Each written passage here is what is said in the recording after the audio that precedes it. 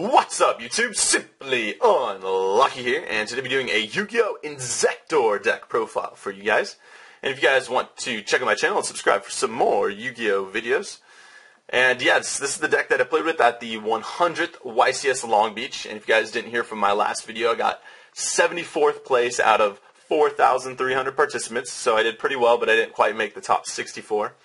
But yeah, so let's go over the deck, and this deck profile will probably be a little longer than you guys expected, because I want to actually talk about some of the stuff that happened in the YCS, and what I think kind of about the Inzektor deck. So I had 3 Hornets, and there's a couple ways to play Inzektors. You can play it with Inzektor Hopper, and in the Hopper deck you can play the Inzekcalibur, whatever that card's, the sword's called.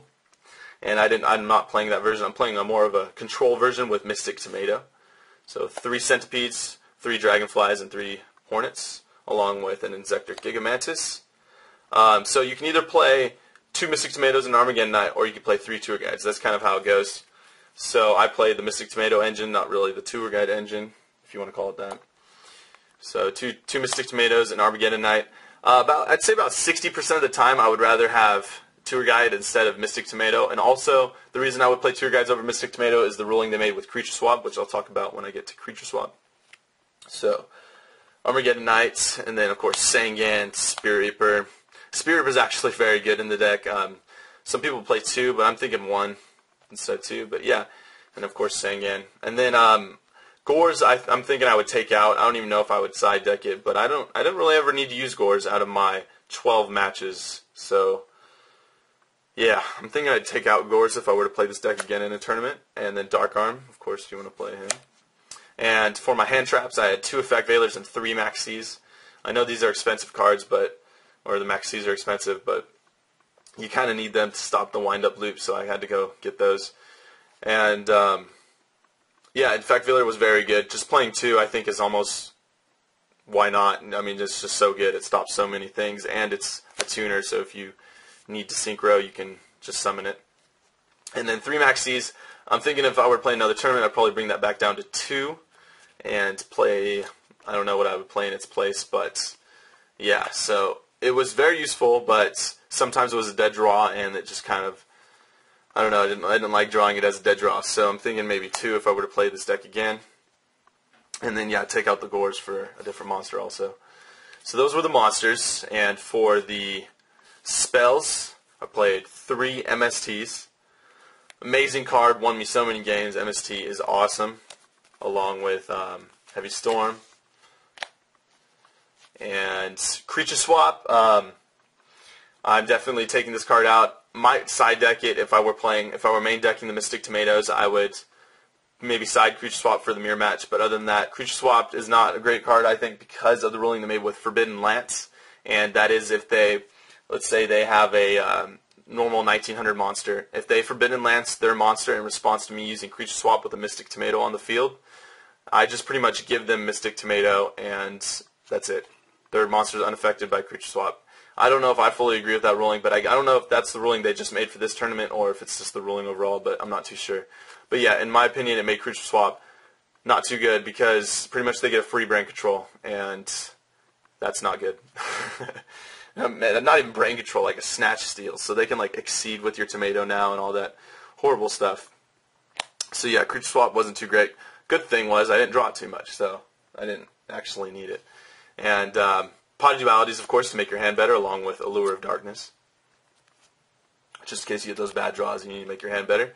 And then some staples for the deck. Foolish Burial sometimes is some sort of a dead draw, but you know it can always turn into something good. You need it. You need to get that Hornet in the grave. So Foolish Burial is needed in the deck. And then of course your staples, Dark Hole and Monster Reborn. Mind Control, I would move this to side deck. I would not main deck this card, but it's extremely good against mirror match. But other than that, I didn't really need Mind Control, so I would move that to side deck. And Pot of Avarice, it's a pretty iffy card, but I'm thinking I want to keep it in. It's just when you pull it off and you get that +1, it's just beautiful sometimes. So, but whenever I sided in some of my my Envoy of the Beginning, Blackluster Soldier, I usually sided it out. So there's that. So there's the magics, and for the traps, I played the Solemn Trio. Worked every time, all amazing, love them all. Solemn Warnings and Solemn Judgment. Torrential, it worked pretty good most of the time. A couple times didn't need it, but yeah. Torrential, I think, would still be needed in the deck. I think it's better than Mirror Force in my opinion. Call the Haunted, I did not need one time. 95% of the time I couldn't even use it. Didn't even work out very well. So I would not main deck Call the Haunted at all, and I would probably just keep in, I don't know, Book of Moon. But I'd have to go through this deck again because, like I said, I would take out Mind Control and Call the Haunted and Creature Swap. So, but yeah, this is the deck that I played at the YCS. So, yeah, Call the Haunted was not needed in the deck at all, in my opinion. So there's those.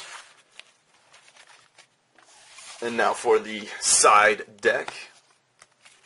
2 Thunder Kings. I sided in Thunder Kings pretty much almost like 100% of the time when I would go first in a game. So if I was going first, second game in the 2 out of 3 match, I would side in Thunder Kings. That's kind of how he worked. Along with Effect Veiler, I would side in if I was playing against Inzektors or Windups. Raikou, every time against Dino Rabbit, works beautifully. Loved it. Raikou is awesome. And whenever I sided in at least 2 lights, I would side in Blackluster Soldier, Envoy of the beginning. And Cyber Dragon, just if they're playing machines or whatnot, sometimes it works good against anti-meta. And Chain Disappearance for the Windups, goes to match for the Windups. You can also use it against Inzektors, but you got to be careful to get rid of your own Inzektor monsters. And Roll of the Kryza, actually, they're good against those random decks that require their traps, of course, and so like Chain Burn. But also, I sided in a couple of times against Dino Rabbit, and it actually worked out pretty well. So I played about 6 Dino Rabbit decks, and I only lost to 1. I sided in probably against 3 of them, so it worked out pretty good. And Book of Moon, I'm thinking of main decking now, but I would side it in against pretty much every deck I played against. And Smashing Ground, I sided in against Dino Rabbit. So yeah, that is my Inzektor deck profile for you guys. It was extremely fun, awesome tournament, and like I said, I won 9, lost 2, and then got a tie out of my 12 games, 12 matches. So close to the top 64. I got 74th out of 4,300. So thank you guys for watching, and remember to check out my channel and subscribe for some more Yu-Gi-Oh videos. And Simply Unlucky signing out.